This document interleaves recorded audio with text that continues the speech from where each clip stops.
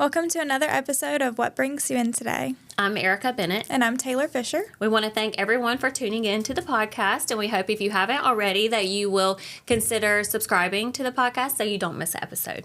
And if you have any questions you'd like to submit for any of our experts to answer, you can do that at sgmc.org/podcast. All right. Today we are here with Hernan Posas, MD, Neurologist at SGMC Health. So Dr. Posas, what brings you in today?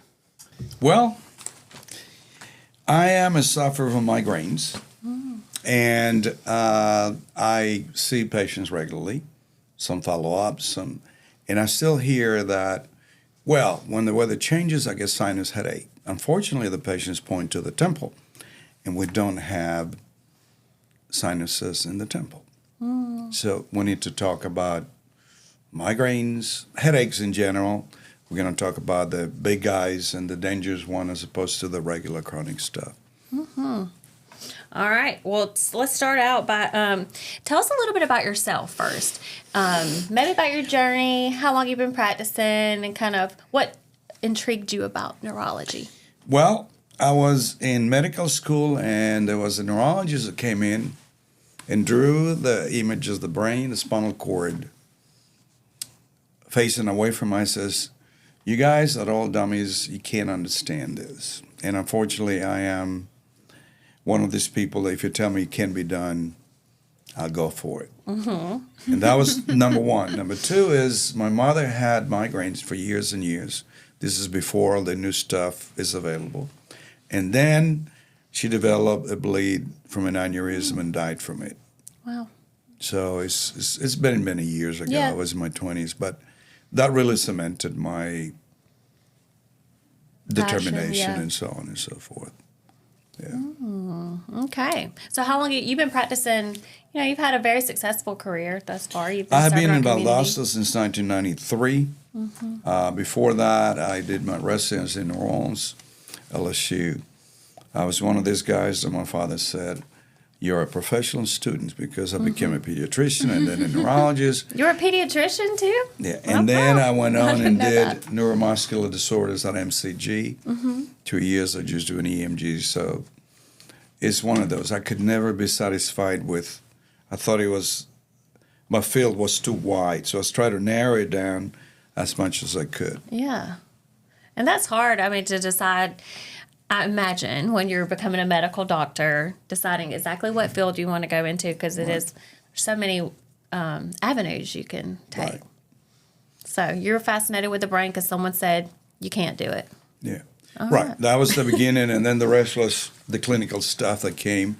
I am a migraine neuro. I began having migraines when I was 9, and You had migraines? I still have them. Yeah. Oh, wow. I had one this morning. Wow. Yeah. So did Taylor. Yeah, so that, Let's talk about that it. is why I wanted to talk about this, is because I am a migraine sufferer as well, and I think that there's a lot that is not understood about it, and Right. I'm still learning every day how to Right. deal with them. So let's start with, headaches first. So you get up, the big issue is to split them into the dangerous headaches, meaning things that are atypical, things that can kill you, like it did my mother.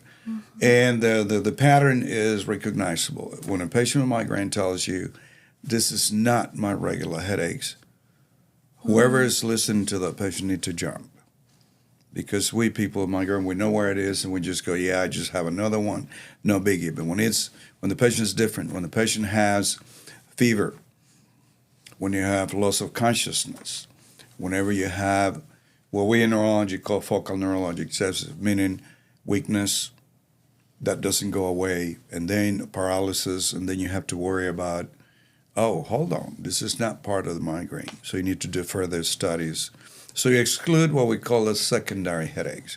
You got to make sure it's not due to trauma, meningitis, encephalitis, infections of the brain and meninges, or a malformation of the brain, either on the venous side, what we call the arteriovenous malformation, AV-mal, or an aneurysm. Once you exclude those possibilities, and then you're left with the primary headaches. This is what is extremely common and very disabling. And what causes a headache? Just in And regular so headache. what happens is that you get this, the brain is wrapped And this piece of tissue is a membrane called the meninges. And the meninges have a lot of feedback nerve endings to it, and that's what hurts. As a matter of fact, people say my brain hurts. You can, in the Medical College of Georgia and University of Florida, big centers, they can do surgery. They put the patient to sleep to open the skull, open the meninges, and then they wake him up to cut the brain out. And there's no pain, there's no sensation.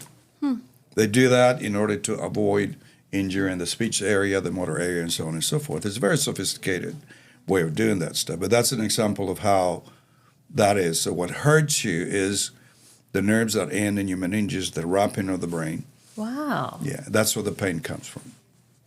Did not know that. Yeah. That's very interesting. So can you tell us, is that what happens during a migraine, is what you just described, is the nerve endings, or what happens during a migraine? So the origin of migraines, the concept has evolved. It began with, and this was based on clinical descriptions from the 1800s. There was a gentleman who described his own migraine, and he saw they call them the fortification spectra, it's a highfalutin term for, he saw these flashing lights, and he noticed that it began in the back of his field, and he moved on. So he described it, he made drawings. This was then proven in the mid-30s in Harvard in the West Coast by a doctor called Liao. They called the spreading depression of Liao. And then in Washington State, they did a PET scan of several people with migraine who had auras, and it showed that that's exactly what happened. So there is, and then they went back and looked, okay, why does that happen? Some of us have a genetic susceptibility to have this headache, so it doesn't happen to everybody. Mm-hmm. You have to have the gene. It's got to do with electrolyte abnormalities, calcium, magnesium, and as of 2018, well, actually, they started studying this stuff in 1982, but they finally approved the use medically for a set of peptides or proteins called calcitonin gene-related peptide. That is a group of proteins that are expressed in the surface of the brain and the meninges, the blood vessels in the brain, and they're all the common denominator. They're all innervated by one nerve called the trigeminal nerve. When you have too much of that, the way I explain this is having a volume. If you have too much of the CGRPs, and then you tend to have migraines. So if you block those, you block the migraines. That's why as of 2018, so recently, in medicine that is recent, the approved medications are all CGRP blocking agents, Ajovy, Aimovig, Emgality. Those are all injectable sub-Q once a month, and then you have the tablet Qulipta, and then you have IV Vyepti. Before that, we used to use medications that were never studied prospectively. They were all, by the way, someone is using this medicine. Oh, by the way, doc, the migraines got better. And then they started looking back, and that's how medications like Depakote, Topamax, Inderal, Zoloft or sertraline were approved because they found out. And then you look at the mechanism of action is, so that one of the things that happen in migraines is the serotonin receptors. And before 1992, the only thing that we would treat people with would be either anti-inflammatories. Goody Powders, for example, is aspirin. That's pure 100% aspirin. It works because it's anti-inflammatory. Mm-hmm. And then before that was Fioricet, which is butyrobalvital mixed with either caffeine, Tylenol, or all of the above. The problem is that if you use too much of the as-needed medication, you end up with over-medication headache. But let's go back and define what is a migraine. A migraine I was about to say, because I think that's one things. Yeah. I've never had a migraine. Yeah. I don't think. Yeah. It's terrible. Yeah. So I don't want one. So a migraine is something. So you define it as, and there are clinical criteria. There's no test for it. You do a clinic. You exclude the secondary headaches, the things that are dangerous that can kill you, meningitis, encephalitis, etc. Once you exclude that, you start looking at, so give me the pattern, and that's why I emphasize to my patient, you got to keep a diary. Tell me what happens when and how, before, during, after. So a migraine is a headache that the character can be pounding, throbbing, stabbing, accompanied by sensitivity to light, to noise, and nausea. And the strict definition in adults is 5 or more headaches So if you have five or more with any two of those, you can call it a migraine. And then there's another, and about 30% of people that develop what we call migraines with aura.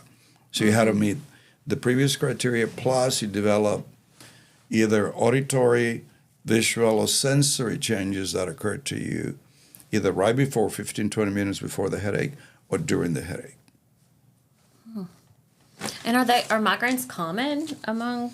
Yes, the incidence is 43% of the general population. Wow. As a matter of fact, before puberty, males and females are about the same, and then once puberty hits, it triples in women compared to men. It's got to do with the estrogen. I was going to say, why is that? Yeah, there's a relationship between Yeah. estrogen and the CGRPs. For some reason, estrogen promotes the development of CGRPs. Yes. Yeah. Certain points in my cycle, I have more migraines. Yeah.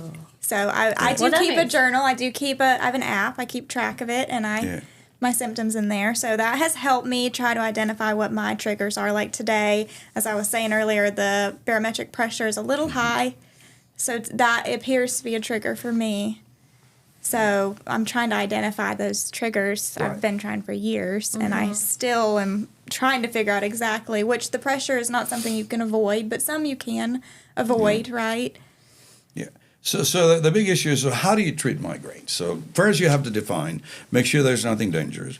And then you start, a lot of people say, but how can I have a normal MRI, normal CAT scan, normal test, and I have this headache? Because you got to go back to in the Haberlutin term, pathophysiology, meaning what causes it, is the receptors on the meninges, they're very sensitive, et cetera. And you can't see that on any of those scans. No, you nothing, know? Yeah. nothing. If you see something, you worry. Yeah. So you want to have a negative workup, and you Okay. go, whew, check, migraines. And then you talk about treatment. So if they are less frequent than 2 per week, then you treat it as needed. And this when you start using medications like, again, the reason I mentioned 1992, because 1992 was the year that the FDA approved the triptans. These are serotonin blockers. The first one, sumatriptan, and then they began rizatriptan, somatriptan, etc. There's a whole lot of them. The problem is that they are vasodilators. So if you have vasoconstrictor, I'm sorry.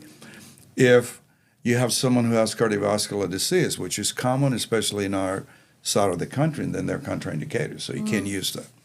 So you have blocking. So you still can resort to anti-inflammatories because there's an inflammatory component.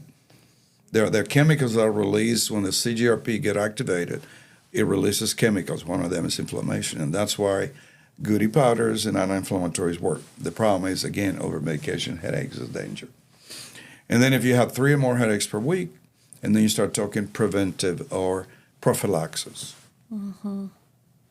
How often do people typically suffer from migraines before they seek help? This is why I mentioned before, and I think it's nice that we're talking about this, because I've seen many people who come to me and say, I have sinus headaches. And again, they point to the temple when we don't have sinuses there. As a matter of fact, a sinus headache is unlike a migraine. A sinus headache is usually in either the forehead, the face, and it usually starts in the morning, and by 10 o'clock, 11 is gone. It's usually positional, whereas in migraines, usually 2, 3, 4 o'clock in the evening, unless there are other triggers, and then you start looking at the pattern. That's the importance of keeping a diary. So knowing the difference between a sinus headache Yeah. is important. Is that what they do when they like tap on They tap on your forehead. face when you So go what you to do, the sinuses, you have an area here between, just inside the forehead. If you press over here, if it's a sinus, it's sensitive. Same thing down here. And then, I'm talking people jump when you do Right. that. I didn't know that. I mean, I know they've definitely done Yeah, that's what they do. done yeah. that That's tapping the for purpose me. of doing that. Yeah. But how long do they typically wait before they come? I mean, they think they have sinus headaches and it's not coming in. In our so time, we have 2 complicated things. One is people don't want to hear that they have this condition. 2, there's not enough neurologists. Right. So you have but ideally, if you try over-the-counter medications and things persist, 3 to 6 months is a reasonable period. Okay. Yeah. Yeah, Yeah. especially around here, with the allergies being frequent and stuff, I'm sure a lot of people Right. chalk it up to Do allergies cause migraines in any way? No. The problem is that, remember, if you have barometric pressure changes, there's going to be changes in humidity, pressure, so they're flowering. So you're going to have flowers that come at a certain time of the year. Spring is another time that things happen, and that gets confusing. Yeah. And so you have seasonal migraines, you have the menstrual migraines, and you have migraines related to stress, especially in teenagers. You know how teenagers need to sleep more physiologically. They need 16 to 18 hours of sleep. So the big issue is going to be, so they sleep, they don't get up to eat, so they skip meals, they sleep longer, that triggers a migraine. All right. Tell me that again, because I've got 2 boys, and they are not teenagers yet. My oldest will be 13 this month. And so say that again. How much do they need to sleep? They need about 16 hours of sleep. That is a lot of sleep. That's a long time, yeah. That's why teenagers do what they do. They wake up, they're goofy. Yeah. And again, I'm a pediatric neurologist, so yeah, and you see that. It happens. And that's why they try to move. But they need to sleep to get that. Yeah. I mean, because a lot of things are happening in their body right now. In addition to the fact, and this is a metaphor, when they turn 13, they know everything. Yeah. They get horns and a tail with a fork out. It hasn't happened yet, but I'm nervous. That is not the doctor talking. That's the daddy of 5 kids. Yeah. Yeah. Okay. So sleeping, and then, changes in sleep patterns, dietary habits, skipping meals, but also there are things in the food that we consume. For example, tyramine from chocolate can trigger it. Yeah. Tyramine gets converted into serotonin.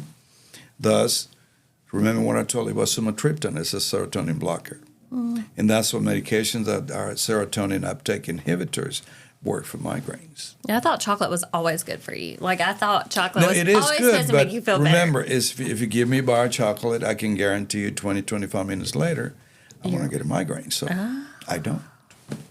Yeah. What are some other triggers? Because this Other is very triggers is interesting. MSG, monosodium glutamate. Glutamate is a chemical used in Southeast Asia for everyday use. Over here, we use it to preserve. So anything that's got, for example, I don't touch hot dogs because they have to be preservative, and they have a lot of.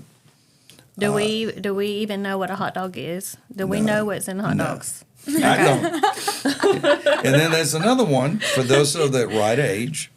In the United States, red wine is supposed to be good for you. Another one, but they put sulfites in it. Yeah. And if you're sensitive to it, you're going to get a migraine, not because of the red wine, not because of the tannins, but because of the sulfites. Yeah. I've heard a lot of people say they can't drink wine because it gives them a really bad headache, but maybe it's... Well, they need to just get a wine from Europe. In Europe, they use very minimal, or they tell you they do, but they don't use sulfites. And I have experimented with myself. I went to Madrid, and I tried wines up and down, expensive, middle, very expensive. I never had a migraine. And at that time, I had risotriptan. I traveled with a lot of it. I was ready to experiment, and I never needed it. Wow. Very sweet wine gives me a migraine, so I can't drink. That used to be what I would drink. I can't drink sweet wine anymore. Yeah. It's a process of elimination, a process of learning.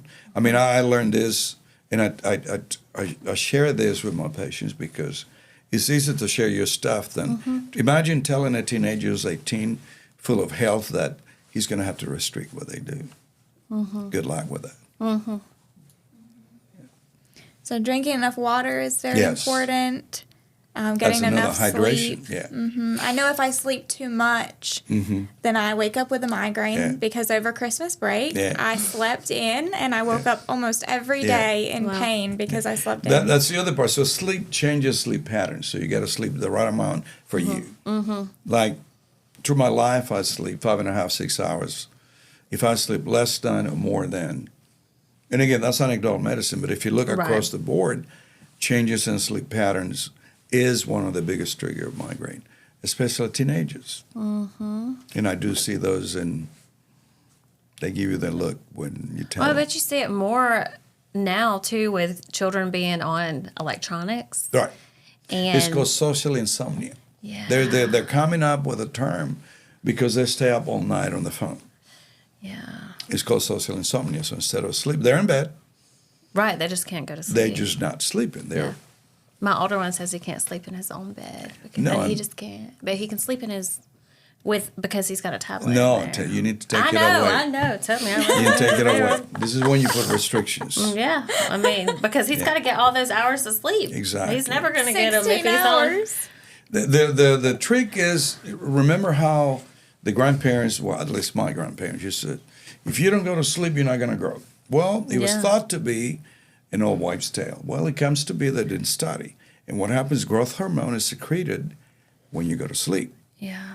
So tell your kids. Well, I do. I already Tell do them tell them if that. you don't I say, go to that's sleep, when you're you not gonna grow. grow. That's when you grow. You've got to sleep. No, but there's a physiologic fact. They've done that. They study the pattern cortisol, stress hormone, the beta-2 protein, and growth hormone is secreted when you go to sleep. Okay. Well, heard it straight from the doctor, so we're going to be making some changes. As far as going back to migraine, so in 2018, finally got approved that stuff that was studied since 1982, the CGRPs. There are 3 injectables, Ajovy, Aimovig, Emgality. I'm not going to tell you the generic name because they're too long, and I'm not going to do that. They're not generic we won't remember yet. it. So. And then there's We won't be able to repeat it. there's the Qulipta and then Vyepti. And then there are 2 as needed, Nurtec and Ubrelvy. So you use the first 5 preventive, and then Nurtec and Ubrelvy as needed. I thought it was going to be the end of migraines. Well, I was going to say, do you still get migraines? Do you still get the problem is there are migraines? people who don't get better with that. And that's why in 2010, so let's go back in time, the sequence is in 1992, you start using triptans, and then you got approved Depakote, Topamax, Inderal, amitriptyline. And then, but that was not 100%. You still have 70% efficacy. In 2010, they did a prospective study in botulinum toxin type A. That is Botox. But they are, all the brands, Botox, Dysport, and Xeamine. And they did prospective. It's the only medication that has ever been studied prospectively to see the efficacy, side effects, tolerability to treat migraines. And he was 70% effective. And Where do you put the Botox? So the Botox for migraines, you have to stick the patients here, there, and then 3 injections in the temple. So almost everywhere you would go get it if you were getting actual Botox for cosmetic reasons. Well, no, you do the temples and you do the back. Yeah, I mean, aside from So one of the side effects that most women love is, my God, my forehead's beautiful. Yeah, that's what I was going to say. Yeah, I know. But as far as efficacy, the beauty of Botox is I don't worry about the person being hypertensive, diabetic, heart disease, on any kind of medication because I don't worry about it. What you do is you inject, you make sure there's no bleeding, you stop it. Even people on Eliquis, Pradaxa, Coumadin, etc., you just press on it. It may take you longer to do it, but you do it. But it's extremely effective. And the beauty of it is I don't worry about any systemic side effects. Right. Whereas the CGRPs, a big problem is the CGRP, those proteins, polypeptides, are also present in the gastrointestinal tract.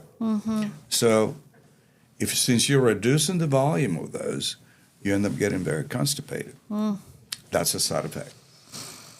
Everything has its pros and cons, right? Yeah. I use the metaphor I use is the triangle of therapy. At the top of the triangle is efficacy. You look for tolerability, and that's where you have to adjust the dose. You start low and build it up. And then side effects are the ones that you go, you're allergic, you have this, and then you stop. Since we talked about pediatrics a little bit, and I know a lot of our listeners are women that have children, they're in that age group. What are other common things that you see in your neurology office amongst children in that pediatric? So you can see what you see in adults. You see epilepsy. You can see tics. You see behavioral autism is more common now than it was when I was growing up, for example. I don't remember maybe I had one classmate my whole life, And since I came here, if I had one diagnosis, maybe once every 6 months, it was a miracle. Now, 1 out of every 84 live born in the state of Georgia may develop autism. Yeah. What do you, I mean? Yeah. But epilepsy is very common. In talking about different subject, epilepsy, the first 20 years of life, the most common cause is family history. In the last 20 years of life, that is 60 plus 20, is usually stroke, tumors, and so on. If you see anyone with epilepsy in between, you have to look for trauma, you have to look for tumor. You have to dig a little harder because that's atypical. So would you say that what's the most common thing you treat in your practice? Is it migraines or is it something else? Or do you just have a Well, mix there are of two a lot of things. different Because I subspecialize in neurology, that's just because of what I did. Migraines, but also neuropathies. Because of my subspecialty. That's what I did in neurology, neuromuscular disorders. And then you have uncommon conditions like Lou Gehrig's disease or amyotrophic lateral sclerosis. It's a sad disease, or you can see myasthenia gravis. But neuropathies are very, very common because in our population, us baby boomers, we're 100 million of us, we are typically diabetics, we have autoimmune disorders, and that leads to a neuropathy. And then we have here, and I'm not blaming the docs, is there are people who have cancer, they have to be given chemotherapeutic agents. So as a result of that, ends up with a neuropathy. And it's not the doctor's fault. This is... Yeah, no, we actually just talked about that in our episode with Dr. Hayes because we were talking about tingling of the skin and when your leg goes numb, you know, just in general. And that is a neuropathy. Like, Now, there's another factor that plays a role and needs to be spoken to make a difference. So it's a split. So you have neuropathy, someone who has a cause, like, and it's about 80% of the time we find a cause. 20% no matter what you do, you can't. And you can go as far as doing skin biopsies and so on. And then there's another group of people that everything is negative, but they have the symptoms of numbness, tingling, urge to move your feet, stomp your feet at night, go to bed, you rest or you go lie your bed, and you, what? My feet come alive. It's a condition called Restless leg syndrome. And there are two kinds. One is primary. This is the one that your children come to you when they are 6, 7, 8, 9, 10 years old. Mama, my legs hurt. They call it the growing pains. It's not growing pains. It's restless leg syndrome. Those kids who began doing that now have grown and they're in their 20s, 30s. And they tell you the same symptoms I have now is what I had when I was a child. Because it wasn't growing pains. It was no, restless it was leg not. syndrome. It's restless leg What syndrome. is so growing pains? It's not. But what is growing pains? Is there growing pains? No, it's restless leg syndrome. It's just a misnomer. Okay, so people just called it growing pains. Parents were tired, sleepy, 3 o'clock in the morning. Oh my God! So they get alcohol right here and they rob you. You have growing pain. Go to sleep. But in retrospect, they've done studies. It's another thing. When I first came here and I made diagnosis, I had docs call me crazy, et cetera, et cetera. I'm like, no, it's real. It relates to the metabolism of iron. So if you look at that, look at iron deficiency. Yeah, no, you're right. Because I did have that, and then I did have an iron deficiency. No, so that's the root of the problem is not growing pains, is iron deficiency. And then you look for other deficiency, B12, methylmalonic acid, etc. There's a lot of chemical interaction. And what happens is the function of the nerves, iron is a cofactor. If you don't have enough of it, the nerves are going to misfire. It is that. So we've been talking about a lot of wives' tales and just different things in general, but that and how people how our parents told us stuff and then we just believed it. But the growing pains is interesting to me just because of that. My son also had he was having pain in his knees, and initially I just assumed, oh, it's growing pains, and then it turns out, like with his age, he had a particular condition, Osgood-Schlatter disease. But that's different. That is the growth. You know, it's called the tibia tubercle, and as it stretches because you're getting growth, it hurts. And another part of it is the heel. But it just makes me think, how many actual medical conditions do we just kind of write off because we've heard weird things come down the generations? So we're here to fact check those for you, for our audience. So it's fun. That's interesting. So we're going to wrap up, but I just wanted to see if you have any suggestions or recommendations for chronic migraine sufferers? Chronic migraines, go to see a neurologist to start prevention. But please, please, please, I said it 3 times. 3 pleases. Keep a diary. Yeah. You'd be Go ahead and do surprised that. how much things you find about your headaches once you keep a diary. You find things about yourself that you go, oh my God. That's how I found out that, in my again, it's anecdotal, but this goes across the board. If you look at the Academy of Neurology website, as a matter of fact, I recommend for them to, I handed SEEDS is an acronym for sleep, exercise, stress, etc., dietary stuff, and a diary. Yeah. It's part of that because you find out things that if you can avoid them, and then all of a sudden you don't have to worry about the migraine. Now, is it always 100%? No, but at least you reduce the frequency. Yeah. All right. Preventative and being intentional. Yes. I think those are great tips, and this has been a great episode. Thank you, Dr. Posas, for coming in You're today. welcome. My pleasure. You did great. It was nice talking with you again. I hadn't Same seen here. you since I think kind of when you joined on with SGMC with our physician network, which has been a couple years now, and but We've been busy. We're trying to recruit neurologists that don't want to come here. So if you have a relative, a friend, we need all of the in neurologists. Outlaw, it doesn't matter. This is a good place to practice because it's a family town. Yeah, That's my absolutely. selling point. I came here because at that time I didn't have, I had 2 kids from a previous book, a previous volume. And then since then I've had 3 more, so I got a total of 5. And it's a wonderful town. I can't complain. Yeah. Well, good. Well, thank you for everything you do. Oh, you're welcome. And thanks for joining us today. And then, of course, thank you to everyone listening and tuning in. And we hope you'll continue to watch our future episodes.